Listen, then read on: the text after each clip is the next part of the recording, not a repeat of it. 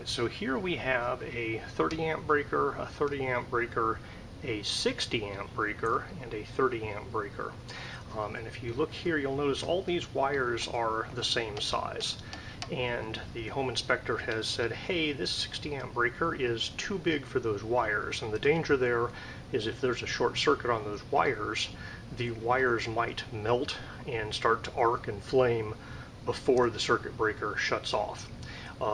And so this particular circuit breaker goes to the furnace and air handler for the HAVVAC unit. That furnace HAVVAC system is rated at 36 amps, so it needs a 40 amp breaker. And so we are going to move this guy down to a 40 amp breaker.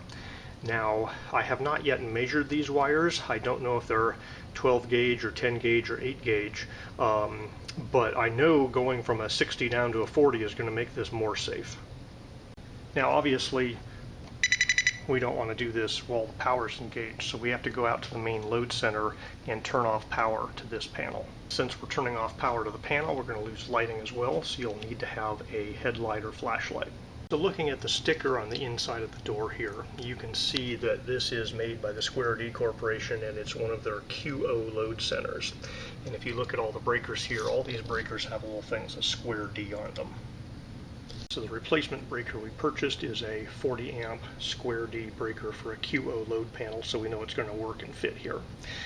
You'll see it has two connections for the two different hots, and we are basically going to take those wires out of that breaker, put them into this breaker, pop that breaker out, and replace it with this breaker.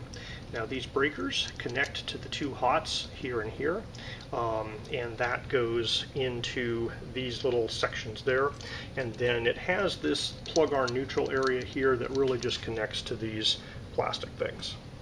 Now the HAVVAC system is running right now, and I don't just want to shut off power to the house while that's running, so I'm just going to manually turn it to off. And so that'll shut off the HAVVAC system, and then I'm going to turn off power once the HAVVAC system is off. Alright, so we have the main breaker panel outside of the house, and we have a main 150 amp breaker here that turns off the entire house. Now, to be OSHA compliant, you'd put a lock here, so you'd lock out, tag out, so nobody else could accidentally turn on that breaker while you're working on it. So if the fact that the entire house has no lights and so forth isn't enough for you, you can verify here that, look, these guys are turned off. If you're really suspicious, you can leave this guy sitting here, and that way, if somebody should accidentally turn it on you, it'll start beeping immediately as soon as that happens. So now we just need to pull out this guy here. So I am going to be removing the wires first. You can pop the breaker and then take the wires out, but I just want it so the wires won't be moving around while I'm popping the breaker out. So I'm just pulling those guys out a bit. If you look at the breaker that's going in, you can see it rotates around this back part, so we're going to push out on the top part here. And to do that, I'm using a screwdriver, and I'm actually levering off of these other breakers, so I'm going to have to make sure they're pushed in when I'm done. But you can see it levered off and it rotates there, and then you can just pull out. So that's the old breaker, and you can see the connection points on the old breaker look very much like the new breaker here. So I'm going to be screwing these wires into the new breaker before I put it on. I think that's going to make it a little bit easier to work with. So this guy's shipped all the way closed, and so we need to unscrew to have room for those wires to go in. You can see this little metal bit pops up there, and that's what's going to pinch the wires. Now while the power's out, I have the opportunity here to gauge these wires, and it looks to me like these are 10 gauge wires. So theoretically, for a 40 amp circuit, 8 gauge is safest. 10 gauge can be acceptable depending on the temperature rating of the wire. So if you're willing to go up to a hotter temperature, 10 gauge is acceptable, especially for like a 20-foot run like this. So I'm not super worried about putting a 40 amp breaker on this. It'd be a lot better if it was a 30 amp breaker. I think it was initially set up with a 30 amp breaker, and that was probably nuisance tripping because it's a 40 amp or 36 amp heater. So we're basically splitting the difference between perfect code compliance and safety, and having the heater not trip the breaker.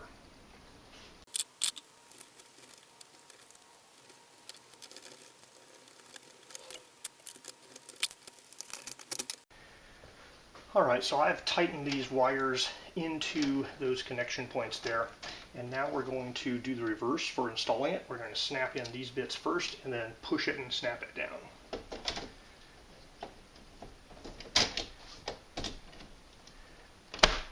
So the back is in, but the front is not. And now the front is, and that's the electrical connection. And while we're here, I'm going to push on all the breakers just to make sure they're all seated nicely. They do feel good, so I think we're okay there. All right, so we can turn this breaker on. The whole panel isn't energized yet. Now it's just a matter of putting the cover back on. And we can do that after we have power in here, or we can do it before. Now obviously it's slightly safer to do it before you have power energized. So most electricians don't blink at all at working with the panel energized with, getting the cover on and off. But if you prefer, you can put the cover on before you energize the panel. And you can also de-energize the panel before you take the cover off. I'm just going to put in 2 screws to hold it and then turn on the power. That way I'll have light to do the rest of this. Alright, so all the work's done. We flip this back on. House now has power again.